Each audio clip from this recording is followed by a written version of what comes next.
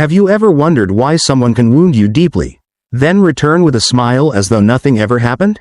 As though your tears were invisible, your silence was imagined, and the fracture they left inside your soul never truly existed. It is one of the most confusing experiences a woman can endure, not simply because of the pain itself, but because reality suddenly feels unstable. You begin questioning your memory instead of their behavior. You wonder if perhaps you expected too much. Perhaps you were too sensitive. Perhaps love simply requires more forgiveness than your heart understands. But Carl Jung would suggest something far more unsettling. He would say that people rarely escape the consequences of what they do to others. They simply escape the awareness of it. The human psyche possesses an astonishing ability to protect itself from unbearable truths. Deep within every person lives what Jung called the shadow, the hidden territory where rejected emotions, denied guilt, buried shame, and unconscious desires are imprisoned. Most people never willingly descend into this darkness. Instead, they construct elaborate identities designed to convince both themselves and the world that they are kind, reasonable, innocent, and justified. And whenever reality threatens this carefully constructed identity, the unconscious intervenes. Memory bends. Responsibility disappears. Empathy becomes selective. The wound remains, but only inside the one who received it. This is why the person who hurt you may genuinely appear calm. Their peace is not always evidence of innocence. Sometimes it is evidence of successful psychological avoidance. The unconscious is remarkably skilled at preserving comfort. A woman often mistakes this calmness for cruelty. Sometimes it is, but very often it is something even more tragic. It is psychological blindness. Imagine a mirror covered by decades of dust. The reflection has not vanished, it has merely become impossible to recognize. The same happens to the human soul. Every unresolved insecurity, every childhood wound, every humiliation never processed, layers itself upon the mirror of consciousness until eventually a person no longer sees themselves clearly. Instead, they see everyone else. They notice your flaws, your reactions, your sensitivity, your anger, anything except the storm inside themselves. Jung understood that what remains unconscious does not disappear. It simply seeks expression through projection. The woman standing before them becomes the screen upon which their hidden conflicts are displayed. If they secretly feel inadequate, they accuse her of never being satisfied. If they secretly fear abandonment, they blame her for being distant. If they secretly despise themselves, they slowly convince her that she is the problem. And once this projection succeeds, their conscience feels strangely clean. Because in their internal narrative, they are no longer hurting someone. They are defending themselves from someone dangerous. This is how ordinary people commit extraordinary emotional violence while still believing they are good people. You have likely witnessed this transformation. The apology never comes. Instead, explanations appear. Excuses multiply. History is rewritten. Suddenly your memory becomes unreliable. Your emotions become exaggerated. Your boundaries become selfish. Your pain becomes inconvenient. None of this happens because they consciously designed a cruel strategy. More often, their unconscious designed a survival strategy. There is an uncomfortable truth hidden here that many women resist because it feels unfair.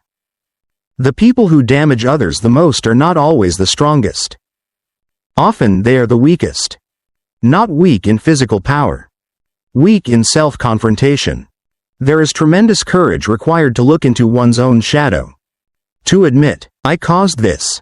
To whisper, my fear became violence. To acknowledge, I was wrong. Many never reach this point because their ego interprets accountability as death. Their identity depends upon always being justified.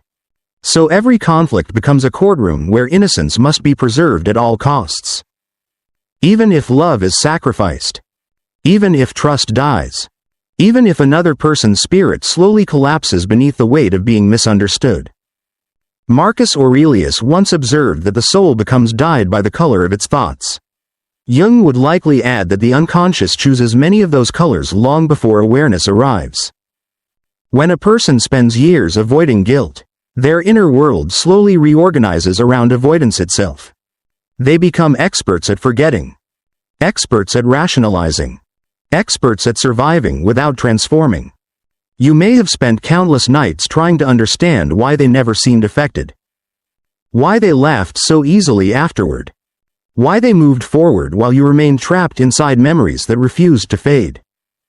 But perhaps the better question is this: who truly remained imprisoned? The one who remembers? Or the one who must spend an entire lifetime escaping themselves? There is a profound difference between forgetting and healing. Healing requires truth. Forgetting merely requires distraction. One liberates. The other delays. Many women continue carrying emotional burdens because they assume justice should look visible. They expect regret to appear on the other person's face. Yet psychology often hides consequences beneath the surface. Every denied emotion remains alive. Every buried guilt seeks another outlet. Every rejected shadow quietly shapes future relationships. The woman who was never apologized to sees the wound. The one who refused responsibility carries the wound without knowing its name. This is why history repeats itself. The same arguments. The same betrayals. The same emotional abandonment. Only different faces. Different cities. Different partners. The unconscious does not care about chronology. It only cares about unfinished patterns. Seneca warned that those who refuse to govern themselves eventually become slaves to forces they cannot see. Jung recognized those unseen forces inside the unconscious. Modern psychology calls many of them trauma responses. Different language. The same mystery. An unresolved child eventually becomes an unconscious adult. And unconscious adults often become unconscious lovers. This realization changes everything. Because the question slowly shifts away from revenge. Away from proving your innocence. Away from forcing them to understand. Instead, another question quietly emerges inside your own soul. What if their inability to acknowledge your pain has never been a measure of your worth? What if it has always been a measure of the distance between them and themselves? That possibility feels almost impossible to accept at first. Because pain naturally personalizes everything. When someone dismisses your suffering, it feels like a verdict on your value. But the deeper psychology tells another story. People can only recognize emotional realities that they themselves are capable of entering. If they cannot enter their own grief, they cannot fully enter yours.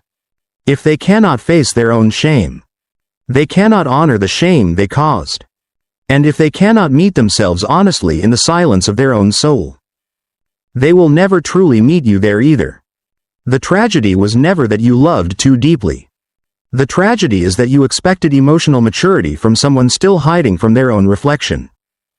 The most dangerous illusion is not believing that someone will never hurt you. It is believing that if you explain your pain clearly enough, they will finally understand it.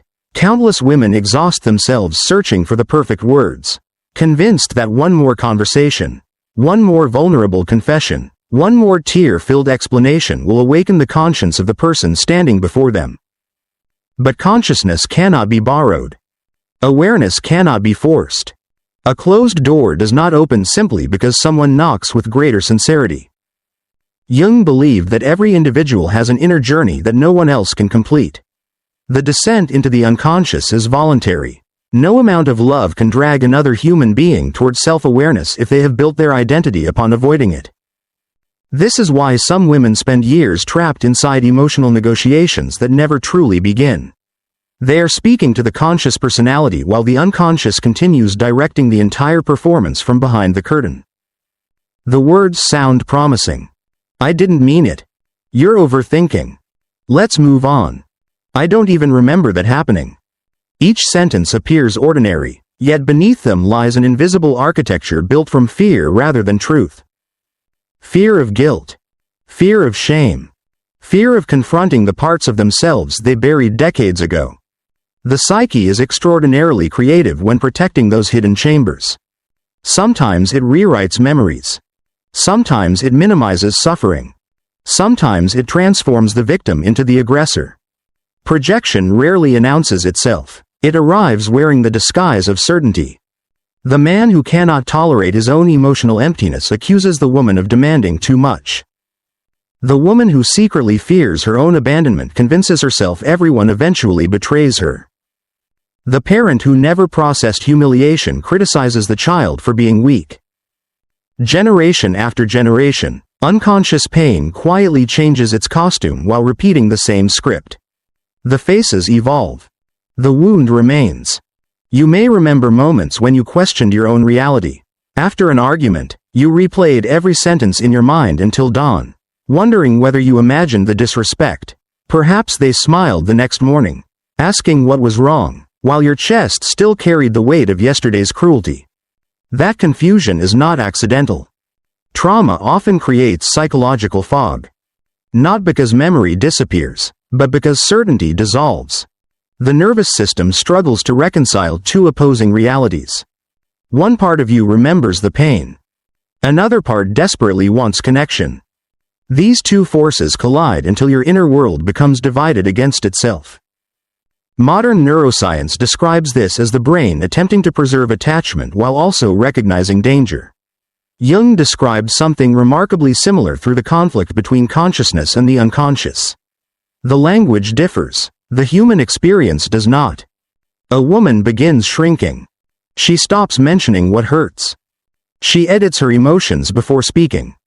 She apologizes for crying. She thanks people for offering the bare minimum. Without realizing it, she slowly abandons herself before anyone else has the chance to abandon her. This is one of the shadow's most subtle victories. Not only does the wounded person suffer, she begins participating in her own disappearance. Because somewhere deep inside, an ancient belief whispers that peace is earned through self-erasure. Perhaps this belief was born long before adulthood. Perhaps as a little girl she learned that expressing sadness made others uncomfortable. Perhaps achievement earned affection while vulnerability invited criticism. Perhaps silence became survival. Children possess extraordinary intelligence, but very little power. To survive emotionally, they create unconscious agreements. If I become easier to love, if I become quieter, if I stop needing, I will be safe. These agreements rarely disappear. They simply mature alongside the body. The little girl becomes an accomplished woman.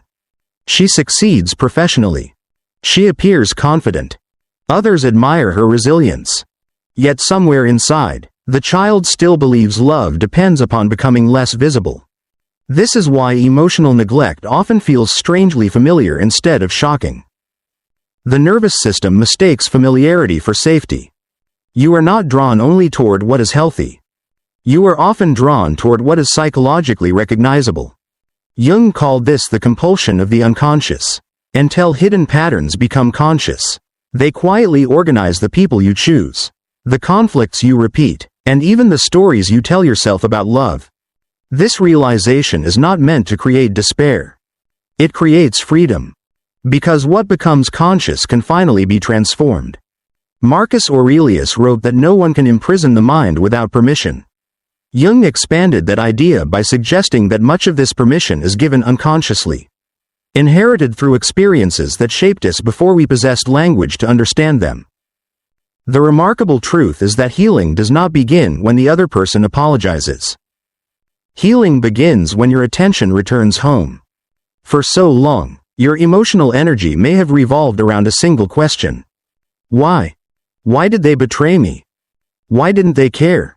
Why do they act normal? Why am I the only one still hurting? These questions feel reasonable, but they contain an invisible trap. Every why keeps your gaze fixed upon another person's inner world instead of your own. Eventually another question arrives. What inside me still believes I need their understanding before I can move forward? That question changes everything. Because it no longer depends upon their transformation. It depends upon yours. This is individuation. Not becoming someone new. Becoming someone whole.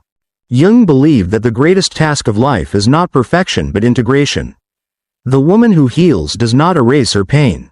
She welcomes every abandoned part of herself back into the house of her soul. The angry woman. The grieving woman. The terrified woman. The hopeful woman. even the woman who stayed too long. Especially her. Instead of judging these inner figures, she begins listening to them. Anger reveals violated boundaries. Grief reveals genuine love. Fear reveals old wounds seeking protection. None of these emotions are enemies. They are messengers carrying letters from the unconscious. Ignore them, and they become symptoms. Listen to them, and they become wisdom. This is where many women make an extraordinary discovery. They realize they were never too emotional. They were carrying emotions that no one around them was willing to acknowledge. Imagine entering a room filled with smoke while everyone insists the air is perfectly clean. Eventually you begin doubting your own senses. Perhaps you are imagining it. Perhaps your lungs are too sensitive. Yet the smoke remains. Emotional invalidation functions in much the same way. The reality is denied until the person experiencing it questions their own perception. Once awareness returns, the spell begins to weaken. You stop apologizing for noticing what is obvious. You stop explaining your boundaries to those determined to misunderstand them. You stop measuring your worth by the comfort of people committed to avoiding their own discomfort. The greatest shift is almost invisible. You no longer chase closure from those who cannot even face themselves. Instead, you begin offering yourself the compassion you waited years to receive from someone else. And in that quiet act, something ancient inside you takes its first full breath. There comes a quiet moment in every woman's life when the chase simply becomes too heavy to carry. It does not arrive with dramatic music or public declarations. It comes in the ordinary silence of an afternoon, while washing dishes, driving home alone, or staring through a window after yet another conversation that left her feeling unseen. Something within her no longer wishes to convince anyone of her reality. This moment is sacred, not because the pain disappears, but because the soul finally grows tired of betraying itself. Jung understood that the psyche is always seeking wholeness. Even suffering, when consciously examined, becomes part of that movement. What appears to be heartbreak is often the collapse of an illusion. And while illusions feel comforting, they demand a terrible price. The illusion that love can heal someone unwilling to heal themselves. The illusion that patience eventually transforms avoidance into accountability. The illusion that enough sacrifice will awaken gratitude. These beliefs are seductive because they allow hope to survive. Yet hope, when detached from reality, becomes another prison. There is an archetype that appears throughout mythology, literature, and the unconscious itself, the rescuer. She believes that if she loves deeply enough, understands patiently enough, forgives endlessly enough, she will finally reach the wounded soul hidden beneath another person's defenses. It is a beautiful fantasy. It is also one of the most dangerous. Because the rescuer slowly forgets that every ounce of energy poured into another person's transformation is energy withdrawn from her own. She studies their childhood. She excuses their behavior. She learns the language of trauma. She explains away every betrayal. He had a difficult father. She never learned healthy love. They're just afraid. Sometimes these observations are true. But truth without boundaries becomes self-abandonment. Understanding why someone hurts you does not require accepting continued harm. Compassion and permission are not the same thing. Jung often warned against identifying with only one side of the personality. When a woman identifies exclusively with kindness, empathy, and forgiveness, she unknowingly exiles another essential part of herself. Her fierce protector. Her righteous anger. Her instinct to say, no more. The shadow does not contain only darkness. It also contains strength that has been suppressed. Many women fear their own anger because they were taught that goodness means endless accommodation. Yet anger, when conscious, is not violence. It is information. It is the psyche announcing that something sacred has been violated. Imagine an ancient castle with no walls. Anyone may enter. Anyone may take. Anyone may leave destruction behind. Soon the castle no longer resembles a home. Boundaries are those walls. Not to isolate the heart, but to protect what deserves reverence. The woman who never learned boundaries often mistakes guilt for morality. Every time she says no, Guilt whispers that she is selfish. Every time she chooses herself, guilt accuses her of abandoning others. Yet whose voice is this? Is it truly hers? Or is it the echo of old conditioning, inherited expectations, and relationships that rewarded her only when she neglected herself? The unconscious is filled with borrowed voices. Parents, teachers, former lovers, cultural expectations, childhood fears. Without reflection, these voices merge until they sound like your own inner dialogue.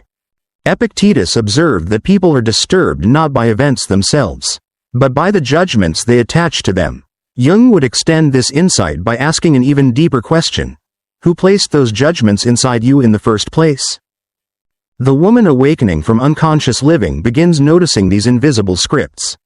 I must always keep the peace. I should never disappoint anyone. My value depends on being needed. If someone leaves, I have failed. One by one, these beliefs rise from the depths of the psyche into conscious awareness. And once seen clearly, they begin losing their power. This is why true healing often feels like grief before it feels like freedom. Because every illusion that dies takes a fantasy with it. The fantasy that they will finally become who you hoped they were. The fantasy that one perfect conversation will erase years of emotional neglect. The fantasy that justice always arrives wearing the face of an apology. Sometimes justice arrives differently. Sometimes justice is becoming the woman who no longer requires an apology to reclaim her peace. There is a profound difference. One waits. The other walks. The first remains emotionally tied to another person's level of consciousness. The second quietly steps beyond it. This does not mean forgetting. Nor does it mean pretending the wound never existed. It means refusing to build your future around another person's inability to confront their past. Seneca wrote that the greatest obstacle to living is expectation. The woman trapped in emotional pain often expects yesterday to become different. She waits for yesterday's people to suddenly possess tomorrow's wisdom. But time alone does not create maturity. Awareness does. Without awareness, years simply repeat themselves wearing different calendars. This explains why some individuals seem emotionally unchanged despite decades passing. Their bodies age, their unconscious patterns remain remarkably young. The frightened child still reacts. The ashamed adolescent still defends. The wounded ego still attacks. Only the appearance becomes more sophisticated. Meanwhile, the woman choosing individuation begins experiencing an entirely different transformation. She notices silence differently. Once, silence terrified her because it felt like rejection. Now, silence becomes spacious. It becomes a place where intuition can finally be heard without interruption. She notices loneliness differently. Once, loneliness felt like evidence that she was unlovable. Now, solitude becomes fertile ground where her own identity begins growing roots. She notices conflict differently. Once, disagreement threatened her sense of belonging. Now, conflict simply reveals where truth and illusion can no longer coexist. This is not emotional coldness. It is emotional clarity. There is an extraordinary peace that arrives when you stop confusing another person's inability to love with your inability to deserve love. Those are not the same story. One belongs to them. The other was never yours to carry. Slowly, almost imperceptibly, your attention shifts away from the people who refuse to see your value. Instead, you begin asking a different question every morning. How can I honor myself today? It sounds simple. Yet within that question lives the beginning of an entirely new life. Because the woman who honors herself no longer measures love by how much suffering she can endure. She measures it by how safe she feels to remain fully herself. The final transformation rarely announces itself with certainty. There is no trumpet signaling the end of suffering. No witness standing beside you to declare that your soul has finally crossed into a new season.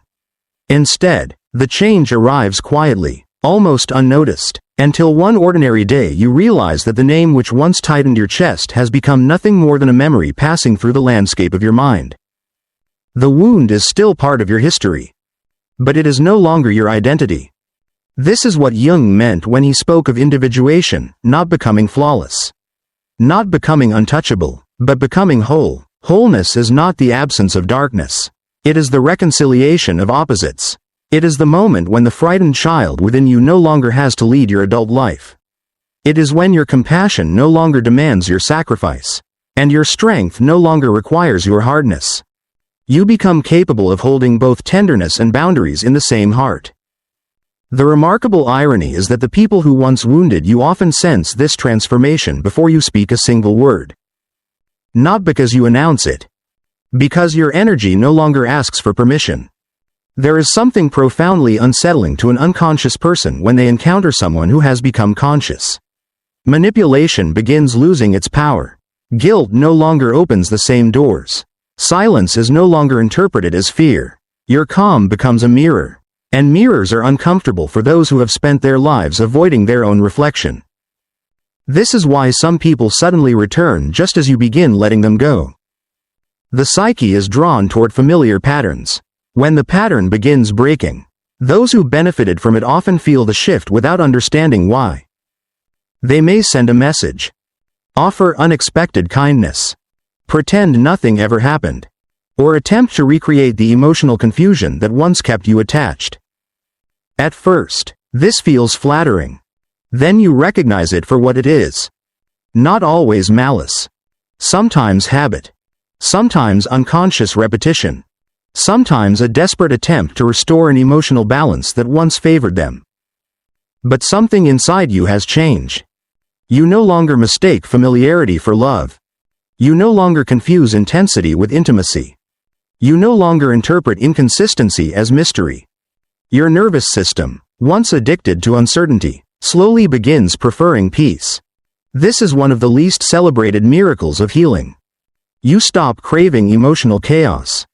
Modern trauma psychology explains that repeated emotional volatility conditions the brain to associate unpredictability with attachment.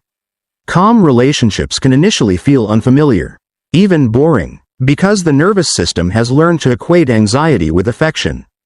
Jung would recognize this as another unconscious pattern demanding awareness.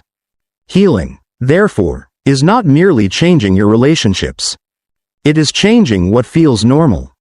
At first, healthy love seems strangely quiet. There are no endless mind games. No constant guessing. No exhausting pursuit. No desperate attempts to decode mixed signals. Instead, there is honesty, presence, consistency, respect. The ego often overlooks these qualities because they lack drama. The soul never does. The soul has always recognized truth. It was simply buried beneath years of survival. Perhaps this is the greatest lesson hidden inside every heartbreak. Not that people are cruel. Not that trust is dangerous. But that pain often introduces you to the parts of yourself that comfort never could. Without betrayal, you may never have discovered your boundaries. Without abandonment, you may never have learned to become your own safe place. Without disappointment, you may never have questioned the unconscious beliefs that shaped your choices. The suffering was never the destination.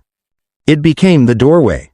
Jung once observed that the privilege of a lifetime is becoming who you truly are. That sentence carries extraordinary weight because becoming who you truly are inevitably requires losing who you were pretending to be. The woman who believed she had to earn love. The woman who apologized for existing. The woman who accepted crumbs while calling them feasts. The woman who remained silent to avoid being abandoned. She is not your enemy. She is the version of you who survived with the wisdom she possessed at the time. Honor her. Do not shame her. She carried you through seasons where strength looked very different. But survival is not the same as living. There comes a moment when survival must gently step aside so life itself can begin. Marcus Aurelius reminded himself that every morning offered an opportunity to meet the world with virtue rather than resentment. Likewise, every new day offers you a quiet invitation. Not to erase your past, but to stop allowing it to dictate your future.